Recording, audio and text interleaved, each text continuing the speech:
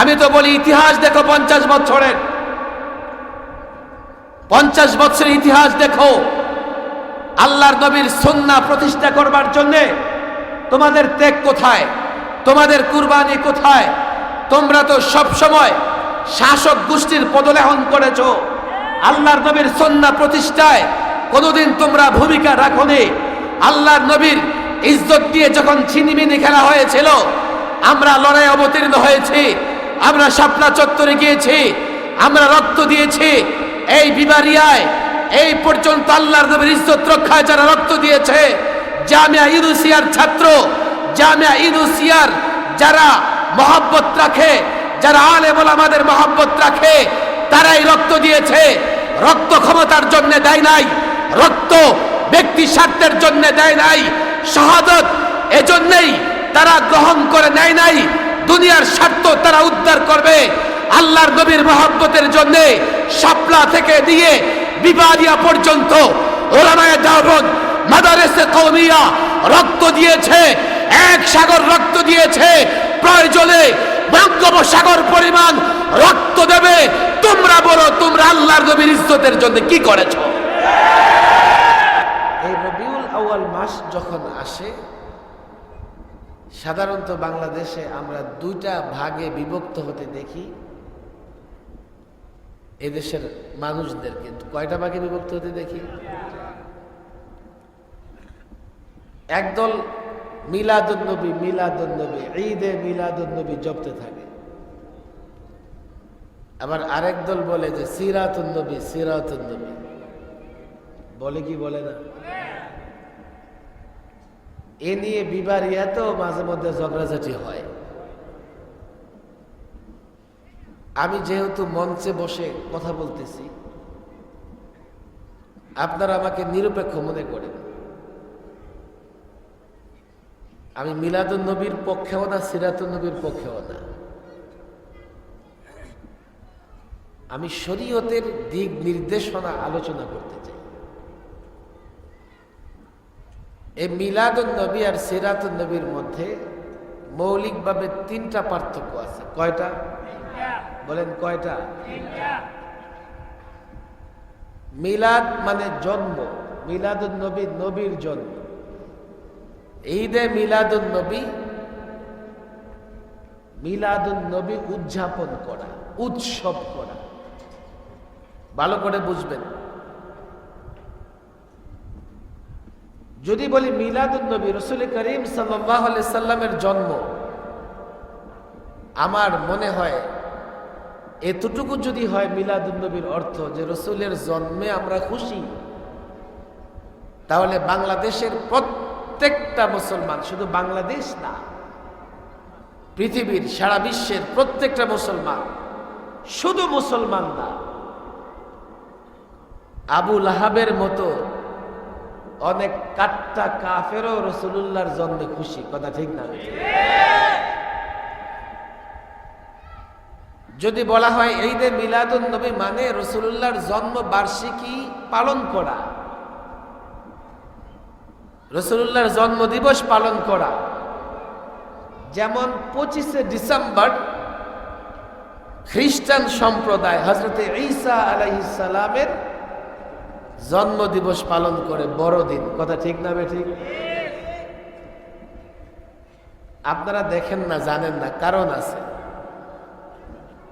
5 star হোটেলে Santa Claus এক ব্যক্তি লাল কি এটা সেটা পরে সুন্দর করে সাজে, বাচ্চাদের মধ্যে চকলেট ভাগ করে দেয়, চকলেট বিতরণ করে, বড়দিন পালন করে। তারা হযরত ঈসার জন্মদিন পালন করে।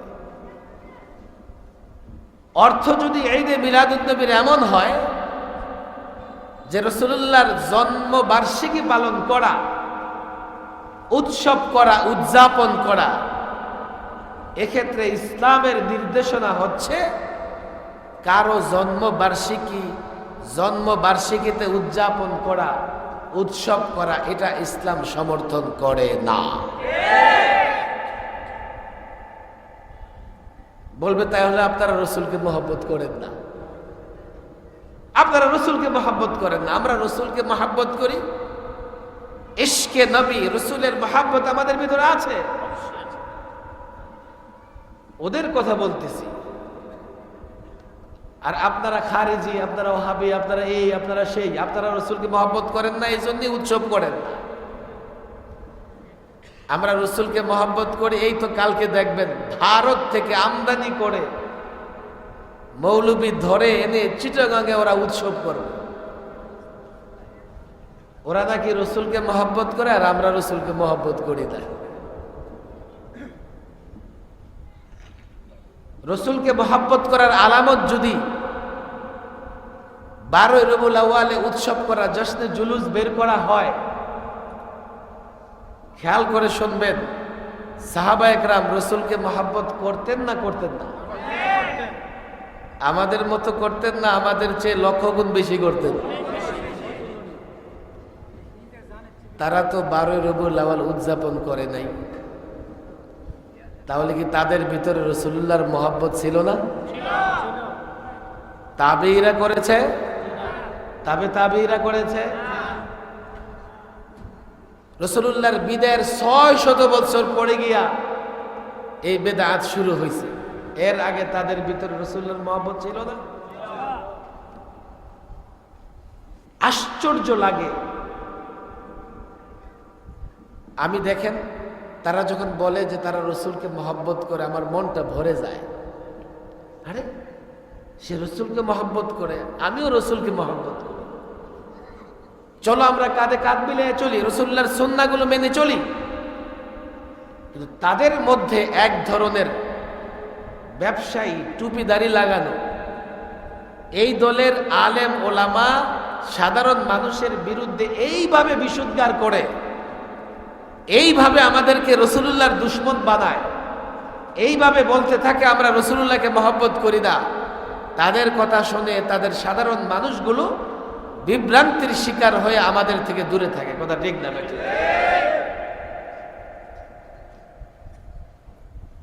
দুঃখজনক কথা, টুপিদারিওয়ালা কিছু লোক হয়ে গেছে।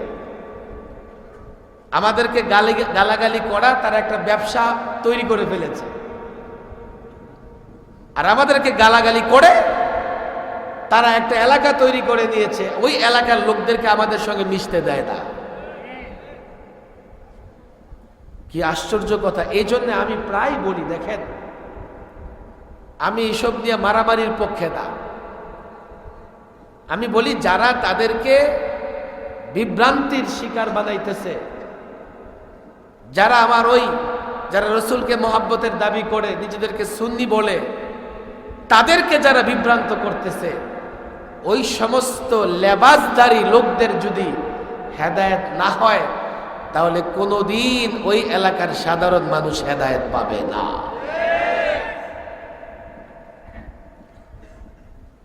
মিলাদুন নবী মানে রসুল্লাহর জন্ম, সিরাতুন নবী মানে রসুল্লাহর জীবন চরিত্র, রসুল ইসলামের জীবনী। ভালো করে শোনেন, 1 নাম্বার পার্থক্য। মিলাদুন নবী বললে শুধু জন্মের আলোচনা করা যায়, আর সিরাত বললে রসুলুল্লাহর টোটাল জীবনী আলোচনা করা লাগে। আর টোটাল জীবনীর মধ্যে জন্মও আছে, এন্তেকালও আছে। কথা ঠিক না বেটি? 2, মিলাদুন নবীতে অনুসরণ করার কোনো কিছু নাই, আছে নাকি? রসুল যখন জন্ম নিয়েছেন সাল্লাল্লাহু আলাইহি ওয়াসাল্লাম, আপনারা ইতিহাস জানেন না? এই যে পারস্যের রাজমহলের 14টা গম্বুজ ভেঙে পড়ে গেছে, শ্বেত সাগর শুকায় গেছে, শিখা অনির্বাণ নিভে গেছে। হায় হায় হায় হায়! এক আলো মা আমিনার সামনে পরিস্ফুটিত হয়েছে, সিরিয়া পর্যন্ত তিনি দেখতে পেয়েছেন। আমাদের কারো জন্মে তো কিছুই হয় না, হয় নাকি? মিলাদুন নবী বললে রাসূলুল্লাহ সাল্লাল্লাহু আলাইহি সাল্লামের জীবনী অনুসরণ করা লাগে না।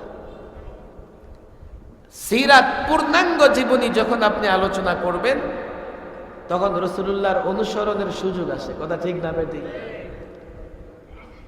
3, আমি একটা সাধারণ কথা প্রায় বলি, যারা মিলাদুন নবী বলে আর যারা সিরাতুন নবী বলে, বাস্তবতা হচ্ছে মিলাদুন নবী ওয়ালাদের চেহারা দেখলেই বোঝা যায় তাদের ভেতরে রাসূলুল্লাহর মহব্বত নাই,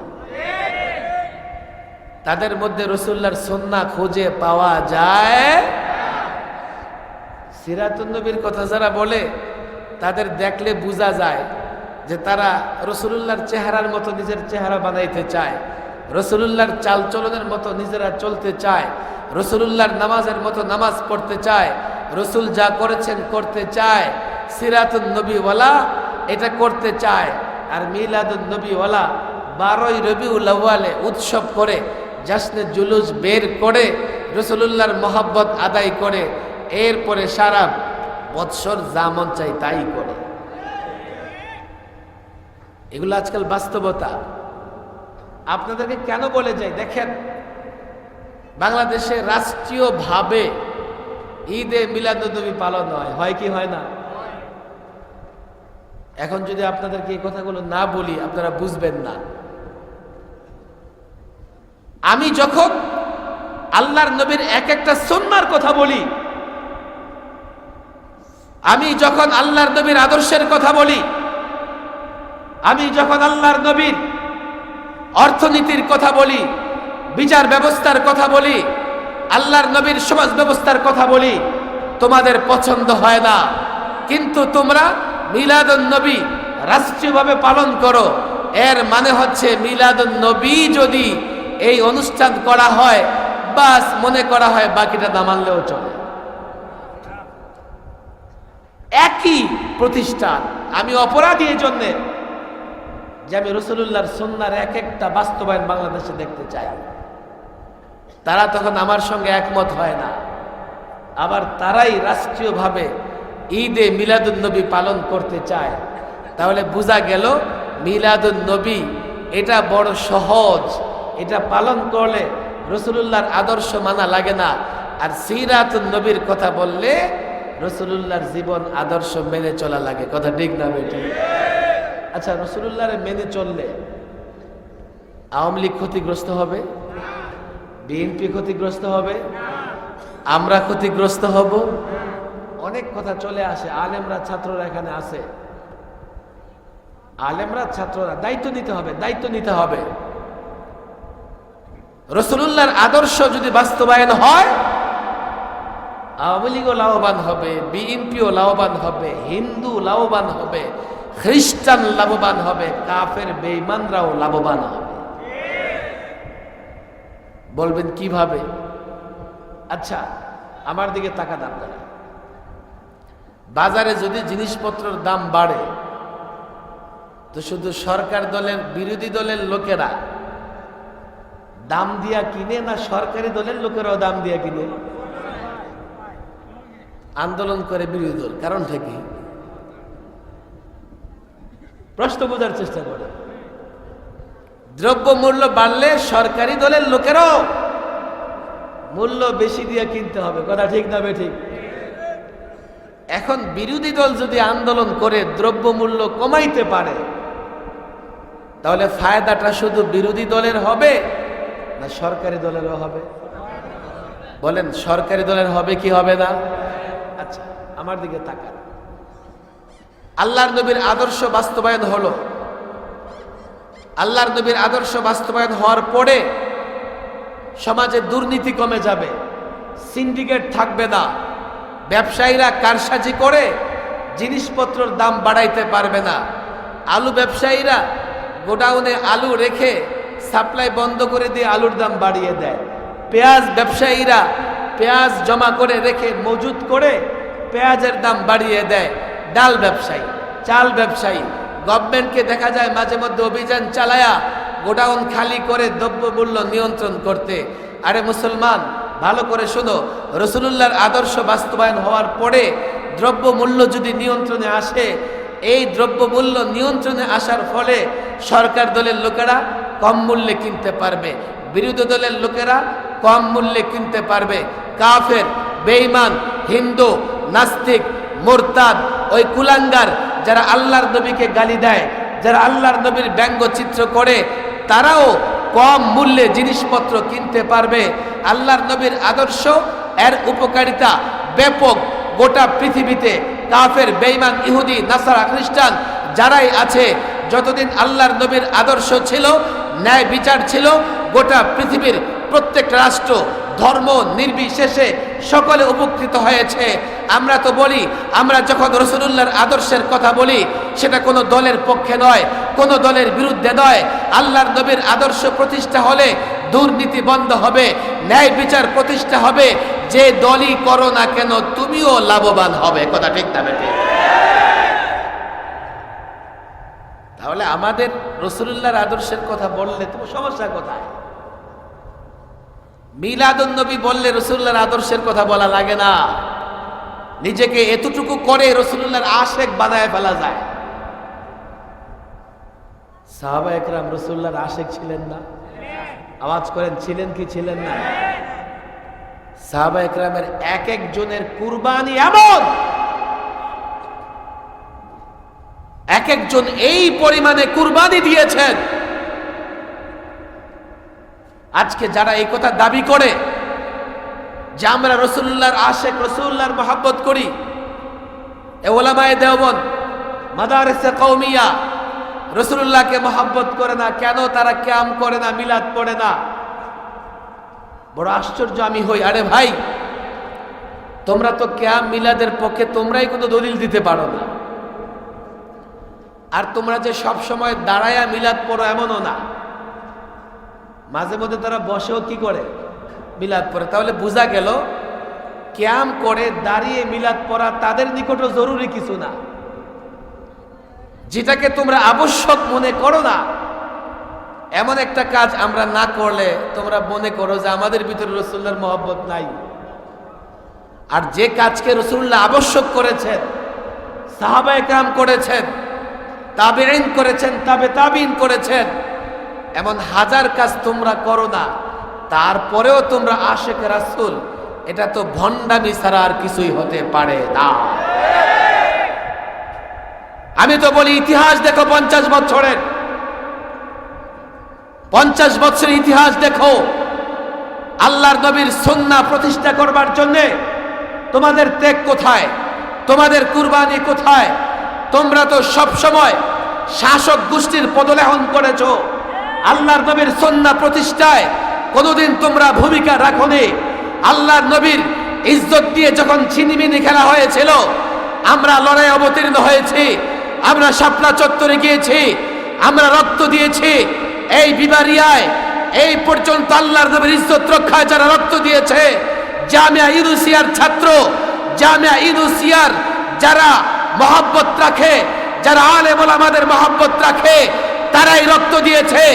রক্ত ক্ষমতার জন্য দেয় নাই, রক্ত ব্যক্তি স্বার্থের জন্য দেয় নাই, শাহাদত এজন্যই তারা গ্রহণ করে নেয় নাই। দুনিয়ার স্বার্থ তারা উদ্ধার করবে, আল্লাহর নবীর মহব্বতের জন্য শাপলা থেকে দিয়ে বিবারিয়া পর্যন্ত উলামায়ে দেওবন্দ, মাদারিসে কওমিয়া রক্ত দিয়েছে, এক সাগর রক্ত দিয়েছে। প্রয়োজনে বঙ্গোপসাগর পরিমাণ রক্ত দেবে। তোমরা বলো, তোমরা আল্লাহর নবীর ইজ্জতের জন্য কি করেছো?